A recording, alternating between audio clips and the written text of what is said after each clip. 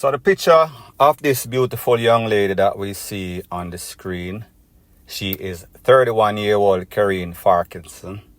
She is from a place called Pepper District. Pepper District is in St. Elizabeth. She is or was a gas station attendant. It is said that in the wee hours of the night, this young lady was home in this house in Pepper District when 3 armed men entered into her room, blazed her up a couple of times. The mother and the brother that were also there, they were unhurt. When the po came, they saw the B-O-D-Y laying down upon the ground, B-L-E-E-D-I-N-G out. Now, people, I am not a part of the investigative team of the Popo JCF. Usually when you hear stuff like this, it is usually a couple of things. First thing is either this lady with some sorts of chopper. This lady in his estimation violator. This lady is a girlfriend to a chopper and the people might look for the chopper. So therefore, if them can't catch Quark out, them catch him short. However, based on information that I am getting, the motive behind her losing her life is based on an incident that occurred maybe 5.5 to 6 years ago. Same place, I think, in a Pepper District, where it is said that there was a double takeaway. One of those persons that lost his life was the boyfriend of this lady. However, she escaped at the time. You know that the case is presently probably in a court. You know that these people, they are trying to finish and make sure that they eliminate any sorts of witnesses. Should in case some sorts of cases going on and this lady decide that she wants to be some sorts of witness, seek some sorts of justice for her DEAD boyfriend. So therefore, I am hearing that this is because of that double, maybe about 5 or 6 years ago. It is said that the persons who are responsible are actually from Clarendon. Maybe the actual double took place in a Clarendon. I did not get clarity. However, them they in a Pepper rent a house in a Pepper so that they can get very close to her. People, at the end of the day, like I've always said, don't start no ish, won't be no ish. Do not entangle with dirty bungle. If you lie with the enemy, then you also DIE with the enemy. And if them not catch you upon the first paradas, best believe sooner or later they are not going to stop until they eliminate not only the friend or family of Quarko, anybody that can assist Quarko in getting any sorts of justice. You will be the target. So therefore, them know say she did it when the double took place. So them know say she has information. She could be detrimental to their case or their freedom or them just living their life. People, don't you realize what is going on? Hopefully, these young ladies that find themselves in situation like this will learn from the mistakes of others. So therefore, like them say, a wise man or woman learns from his or her mistake. Wise a man or woman learns from the mistakes of others. However, people, it seems as if these young ladies, them head hard, them not gonna learn until them DEAD. Such is the case in this case, point blank and period. Now the next thing that is popping in the news, it is called these little effers, they ain't ish. These people are some real wolves in a sheep clothing. I am speaking about these fake pastors in a Jamaica, man of God, really the man of devil. I am speaking about a one Kyle Campbell. He is the pastor at the Greater Miracle Worship Center that is in Spanish Town, St. Catherine. Based on the information Popo record, it is said that the Popo came for him while he was on the pulpit preaching the word supposedly of God. The people in the congregation mouth drop. They must say, then what this man of God could undo so? These people must be the devil. Them come for the Savior. Them come for the Almighty Son. However, based on what the Popo is saying, on or about February of 2024, a couple of months or so ago, he went to an educational institution based on some information that he got. He barged into one of the classrooms at the school and he commenced to giving a little picnic 7-year-old some clothings. All sorts of licking at the upper body. Needless to say, the teachers, the students, they were stunned. I guess they were probably saying, well, we probably should not intervene and interrupt the work of God. Maybe he is beating out the demon out of this little devil. People, that was not the case. That was the polar opposites. Now we have to ask ourselves, what could influence or cause a man supposedly of God to do such a deed, such an act? Well, maybe him have one a church sister that he is probably banging, and she probably tell him, say, you know, say, Pastor, my little pitney have a little problem with the next little pitney at the school. And the pastor say, my woman pitney in a problem with other pitney. No, man, me I go show the work of the devil. He then went and commenced the clot in this person, licking out the demon out of her, well, doing the opposite actually. Now people, if you're exactly like me, think just like me, demented just like me, you would probably hope that while this Popo was entering into the church, we arrest this pastor as he preached on the pulpit. Why wasn't he struck by some sort of act of God, meaning lightning, thunder, brimstone and fire? Take him out of the hands of Popo and pretty much solve the case, close the case, open and close case right in the church. Coincidentally, a day or so after this incident, it is said that a man, a pastor in a Burke Road, him CHOPPED up his girlfriend or wife. While he was running from the scene of the crime, he fell, hit him head, DEAD, instant karma, they call it. The moral of the story, that is exactly what should have happened to this pastor or any other pastor. Fake people out there. Now when we hear stuff like this, like them say, believe what you see, believe what you hear.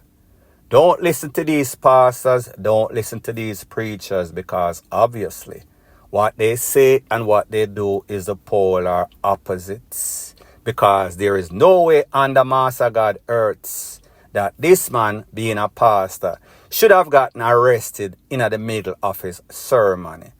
There is no way under the sun this man should have left wherever he left. Went into a school and caught up people picnic. I am assuming that it is not his child, and even if it was, it is just as bad. What could have influenced him? What was the motive? Who was speaking to him? What frame of mind was he in when he made that decision? And even more disturbing, what did these teachers do? Everybody just sit down and watch, their mouth drop. They were actually in shock. And people like me say, people have so much respect for these fake ASS preachers or pastor, man supposedly of God, mostly of the devil. That whenever they see anything, them doing anything wrong, them can't just come to a conclusion right away and say, yeah, this is wrong. Them have to assess and analyze it and wonder if he's doing the right thing. Is he doing the work of God? People, this is a man of the devil. Point blank and period. So the next thing that is popping in the news is this controversy happening in the political sphere, wherein persons are saying, it seems as if Mark Golding, the leader of the PNP, is some sort of traitor. He has allegiance to the UK, British, and Jamaica. He has dual citizenship. Now, people, the last time that I checked the Constitution, it says, once you are a part of the Commonwealth, it is not the same as if you had citizenship in Canada, citizenship in the United States. It is totally different. Our Constitution allows people from the Commonwealth to serve as a leader, as it pertains to being the leader of the country. Then people, maybe it is the same thing. There is no clear-cut statement or clause in the Constitution that says You cannot be the leader of Jamaica if you have allegiance with the UK, which is a part of the Commonwealth, the mother country, them call it. We are the bastard child, or call it the stepson, Jamaica. Now, it is funny that the person that is most on the bandwagon of bashing Mr. Golden is Mr. Darrell Vaz.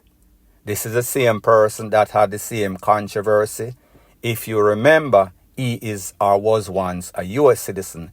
He then denounced his U.S. citizenship after he was found out. So pretty much the pot I call the kettle black. I think the same can be said as it pertains to Mr. Warmington. Don't quote me on this. They are saying him not have no loyalty to Jamaica because him swore allegiance to Britain or the UK. Now, people, the last time that I checked, these politicians are not in politics to be loyal to Jamaica. These politicians are pretty much in it to rob and scrape, get rich and retire wealthy at the expense of Jamaica. So, people, what is the difference? If you're all a set of thieves, whether you have allegiance to this one or that one, that is what is most important to Jamaican. That is what Jamaicans should be concerned about most of all.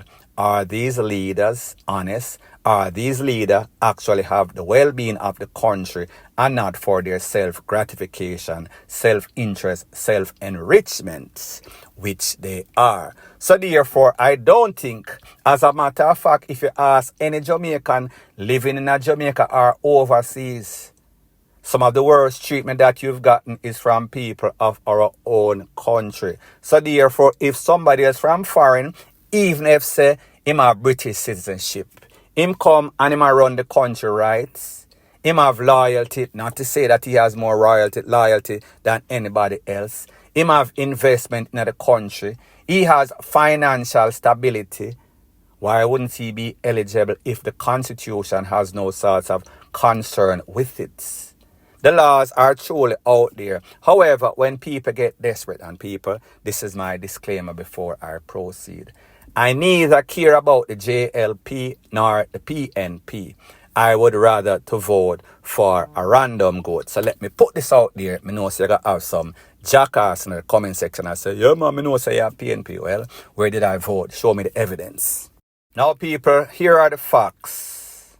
Mr. Mark Golden, whether he was born in Jamaica or not, he has Jamaican citizenship.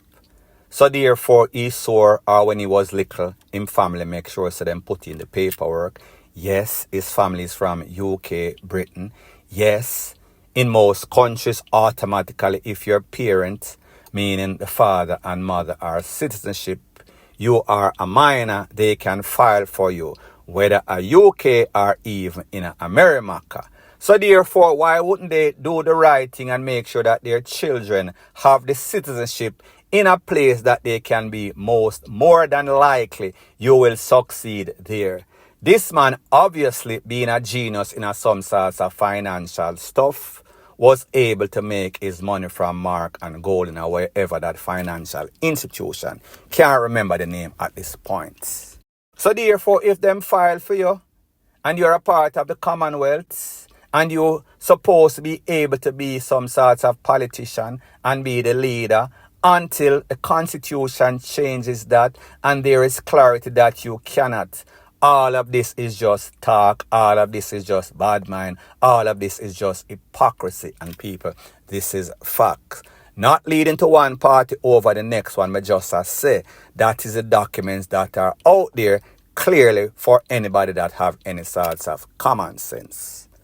And when we hear Mr. Darrell Vaz, the one that is the biggest person that is bashing this man, he is probably one of the biggest hypocrite and criminals out there. His name is linked with all sorts of illicit kind of stuff. The people in America have him under surveillance, have him watch him. So therefore, who is he to talk? He should be the last person to talk because pretty much he's in a position as a politician where he is not qualified. It is because who he knows or what type of link he has, what type of qualification. This man has been bouncing all over the place, so therefore this man should be the last person to come out and represent any sort of party because he has a checkered past and presence. And I am not trying to say that Mr. Golden was forthcoming when he was asked about his citizenship status. Yes, him kind of tell some sort of half lie or half truth, but at the end of the day, there is no sort of reason that disqualifies him from qualifying for being the Prime Minister of Jamaica, even if he has dual citizenship. So therefore, until that changes, the constitution, the rules and law changes, he is within his rights. Now, people, I saw that he did some sort of interview on TVJ, I think, and he said that if it comes down to it and the constitution change, yes, he will denounce or give up that UK citizenship. But people, we've heard it all before. Whenever he got that humongous pay raise, he said that he was not going to take it. I am sure that he is cashing these checks as we speak. At the end of the day, politics is about a bunch of hypocrites, a bunch of persons that are pots calling the kettle black. Same all sorts of ish. Two party, everybody play the same sad song. Point blank and period. Now the next thing that is popping in the news is a double standard that exists in Jamaica for the poor versus the rich, for the people from over India versus the people from over Haiti. I am speaking about an incident that occurred in a place called Hector's River that is in Portland, where a couple of Haitians were found, I think about 8 of them or so, mostly males or probably all males. However, when the poor reached on the scene, them see all sorts of bingo bag, all sorts of drawers that seems to belong to some sorts of women. So it seems as if the women are some of the people escape. When the relevant authority hold these people, they were immediately checked. I guess some sorts of physical doctor, nurse. And then they were placed in a detention center. Now people, isn't that the polar opposite versus what happened to the Indian people, the 250 odd or so that came on that chartered flights from India to Cairo to Dubai or Dubai to Cairo to Jamaica. You notice the relevant authority claimed that they did not have the facilities to put them up in any sort of detention center at airport or even in one of our fine penal institutions. So therefore, they recommended they had some sort of meeting of the great minds and they took them to some sort of 4 or 5-star hotel in a downtown Kingston. Based on what the people, humanitarian groups are saying, these 8 Haitians, when they tried to see them, they were black. These Haitian, even though they are applying for amnesty, asylum, most of the time it is not granted. Most of the time the paperwork is blocked by the relevant authority. Now people, if you remember, the person that is in charge of customs immigration, he came out and he said, there's obviously no sort of double standard. It depends on the circumstance. Based on the fact that that plane from Dubai to Cairo to Jamaica traveled for 14 hours. He made it seem as if based on aviation laws and rule governing the universe, after they came off a 14-hour or so flight, they should not be left on the tarmac, meaning which part the plane land. So therefore, they had to take them out and make them very comfortable. However, with these Asians, they are very uncomfortable. In very inhumane kind of standard people. Jamaica is one of those places that is full of shit. You cannot believe anything that these relevant authorities say. They are obviously biased to a certain set of people, meaning the rich versus the poor. Point blank and period.